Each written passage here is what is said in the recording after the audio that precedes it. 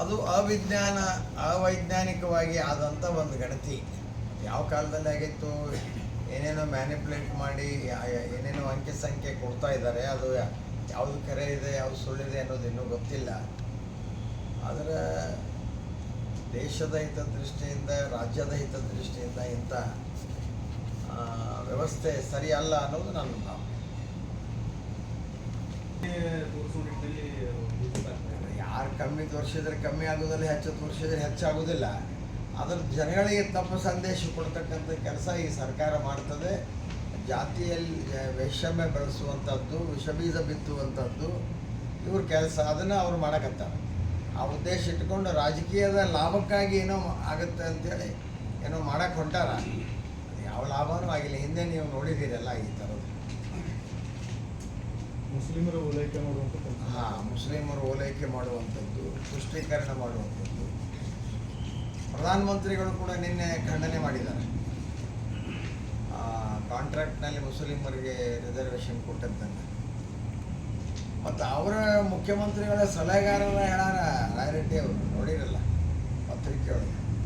ಭ್ರಷ್ಟಾಚಾರದಲ್ಲಿ Karnataka number 1 ಅಂತ. ಮತ್ತಿನ್ಯಾರು certificate ಬೇಕು? ಅದನ್ನು ಮರೆಮಾಚುವ ಸಲುವಾಗಿ ಏನೇನೋ ಮಾಡ್ಕೊಂತ ಏನೇನೋ ಹೇಳ್ಕೊಂತ ಹೊಂಟಾರೆ. ಇದು ಸರಿಯಾದ ಕ್ರಮ ಅಲ್ಲ.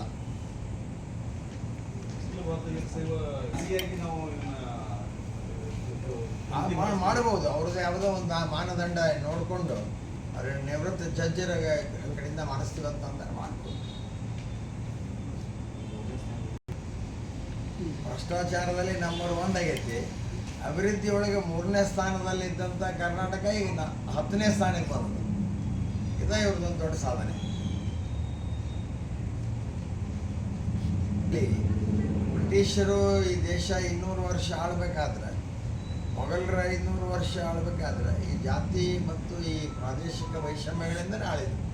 ಮತ್ತು ತಮ್ಮ ಅಧಿಕಾರಕ್ಕಾಗಿ ಅದನ್ನು ಇವರು ಬೆಳೆಸುವಂಥ ಕೆಲಸ ಮಾಡ್ತಾರೆ. ಭಾರತ, ಹಿಂದೂಸ್ತಾನ, ಭಾರತ ಇದು ಭಾರತೀಯರು, ನಾವು ಹಿಂದೂಗಳ ದೇಶ ಅಂತಕ್ಕಂಥ ಮನೋಭಾವ ಸ್ವತಂತ್ರ ಬಂದ ಮೇಲೆ ಇದನ್ನು ಬೆಳೆಸಬೇಕಾಗಿತ್ತು ಅವರು.